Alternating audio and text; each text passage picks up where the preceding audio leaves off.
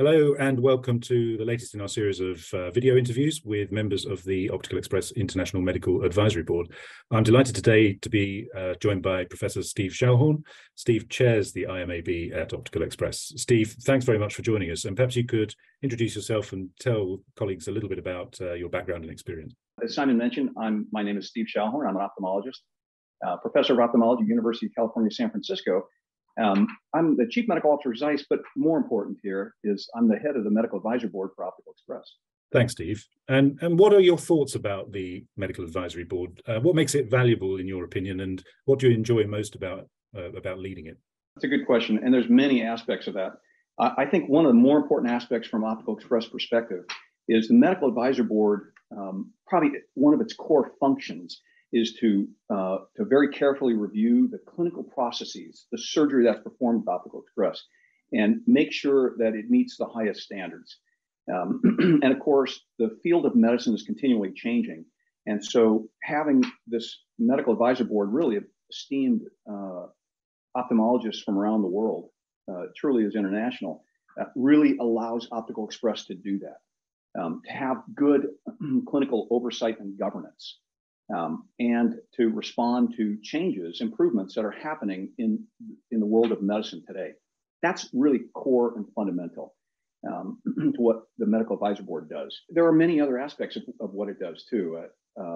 It reviews how Optical Express, the kind of surgery that Optical Express does, and the outcomes to provide guidance on how to further improve outcomes. And so I think that's really core and fundamental to what Optical Express does. And one of the things that I guess makes it special, or perhaps even unique, is the depth and the breadth of the data that you're able to access and review and analyze. Can you tell us a little bit about that data and the extent of it? It's really fundamental, this data set. And my hat's off to number one, David Molesdale, for establishing the structure for doing this. And of course, all the clinicians, the optometrists, the technicians, of course, the surgeons, everybody at Optical Express contributes immensely to this. So you have an electronic database, electronic medical record, essentially, that is homegrown specifically to the needs of Optical Express, that captures the data on patients, clinical data on patients, outcomes, pre-op and post-operative outcomes, and then using this enormous data set, because Optical Express, the size and scope is so incredible with Optical Express, using this data to further improve procedures, to further improve the kind of procedures that are offered, the kind of how procedures are done, patient selection, et cetera. It's really unprecedented. It has made a tremendous impact around the world. Again, the size and scope of it. And another element too on this is, and they talk about, data sets, electronic medical records, many people have them now. But unless you carefully monitor that data set, the expression is garbage in, garbage out. And Optical Express does a great job of monitoring, having gates, monitoring the data that's being put into it to ensure the highest quality. And by doing that, you have this, again, this incredible data set that's able to be analyzed. There's numerous publications, probably 100 peer-reviewed publications, I'm guessing at this point, on clinical outcomes, which has changed the practice of medicine around the world based on Optical Express and the clinicians, obviously the clinicians, the core clinician at Optical Express. You look forward, what do you think the Medical Advisory Board should focus on and develop over the next few years? What should be its priority? I think what we call the blocking and tackling, the fundamental aspect of it is, again, to provide that element of governance and oversight to Optical Express. And that remains, again, very fundamental and core. And I think the Medical Advisory Board will continue to do that, as it has done for so many years in the past. That's a very fundamental and core issue that the Medical Advisory Board will continue to do. Regarding new directions and ways to go, I think it's a really exciting time for ophthalmology, and especially Optical Express, because of the new technology, new procedures, new techniques, new devices that are coming out now, and how we can better use those to further improve the care that's provided.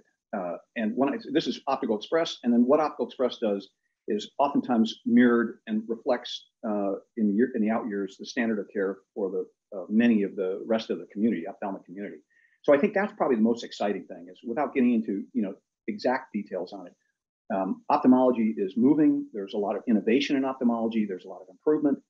Optical Express has been the tip of the spear, so to speak, in that regard, and will continue to do so with new innovations. And we had a discussion of this at the Medical Advisory Board. New innovations that we should take a look at, not from an experimental basis. Optical Express doesn't do that, but it wants to be on the cutting edge of offering the best care that is provided.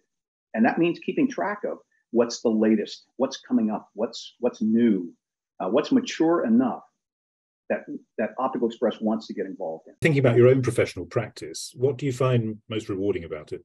The most rewarding aspect, I think, from my perspective, is to talk to patients after you do a procedure, after you've helped them, basically, and then to see how that has changed their lives. I think that's, for clinicians, for surgeons, that's probably the most. That's probably to many people, and certainly for me, that's the most rewarding if there is. And I know refractive surgery, cataract surgery, refractive surgery falls in that category where the vast majority of patients are very happy to ecstatic after a procedure, and that's almost unique to ophthalmology. Do you have any unfulfilled professional ambitions? Well, me, from an ophthalmology perspective, I would like to see, again, the continued growth and success of Optical Express. I would like to see the advancement of innovation, of course. On a very personal level, I've always wanted to orbit the Earth, from my aviation background. I think that will remain unfulfilled, but it's something that I've always thought about. Wouldn't that be cool to orbit the Earth? So you've touched a little bit on, in what you've said so far, on the possible developments around technology and practice in ophthalmology and eye care more generally. Can you tell us a little bit more about how you think eye care will differ in, say, a decade's time? I think we will have procedures, devices, and medications which will further improve patients' lives. I think there will be great innovation when it comes to, and products, when it comes to managing chronic eye diseases. Chronic eye diseases such as diabetic retinopathy, glaucoma, macular degeneration. There's an enormous effort that's going into that. And of course, these chronic eye diseases can be debilitating. And there are just so many innovations that are going into better managing these that I think we'll see huge advances. Regarding cataract refractive surgery, we will continue to see advances in that also. We'll continue to see better outcomes, better procedures and better devices in that regard. Telemedicine continues to evolve in healthcare. How important do you see telemedicine being in the years to come?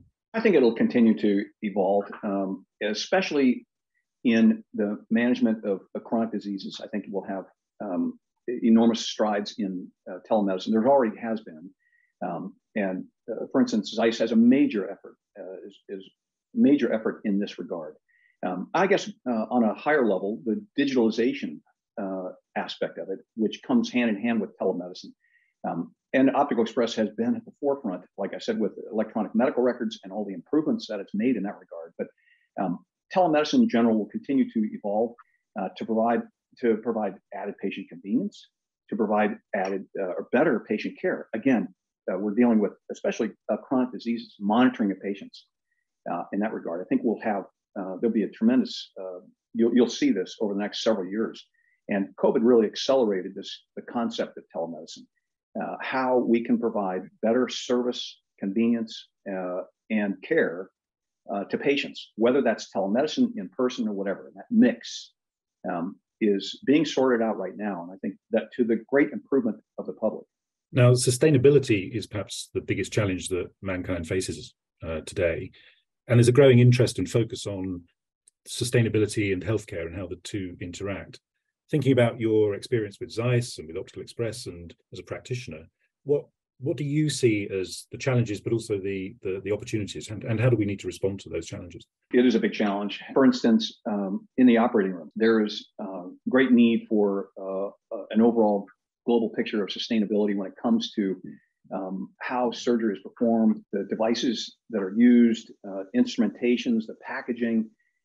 There's a great opportunity there. It's a great challenge because you have to weigh different levels of risk. You have to pull in many partners.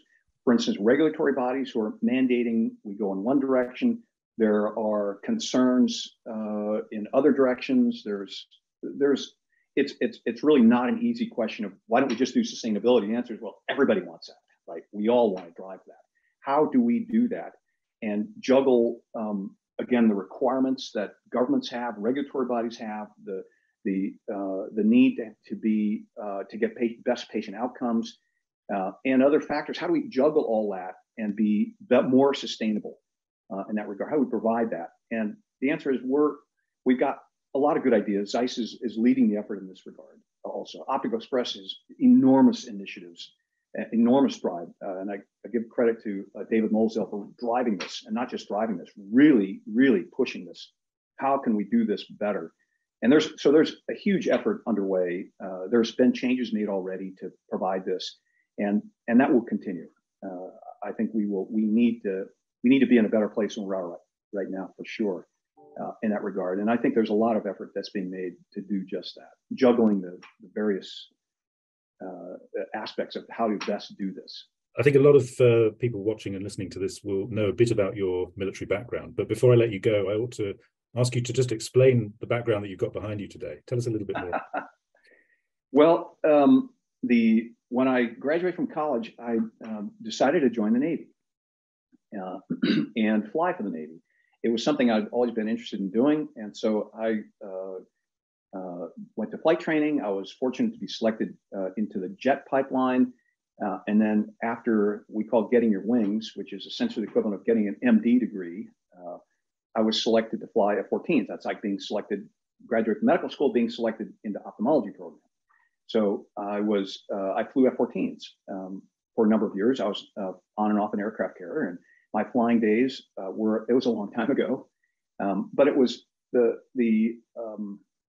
at a time when the Shah of Iran, which is way back, was overthrown, and the Ayatollah Khomeini came into power. The U.S. embassy was stormed and took hostage, and I was basically off the coast along with multiple other carrier battle groups during that time period of kind of very high tension. It was during that time that I was selected to go to the Top Gun course as a student, which is an enormous honor to be selected to go through the Top Gun course as a student.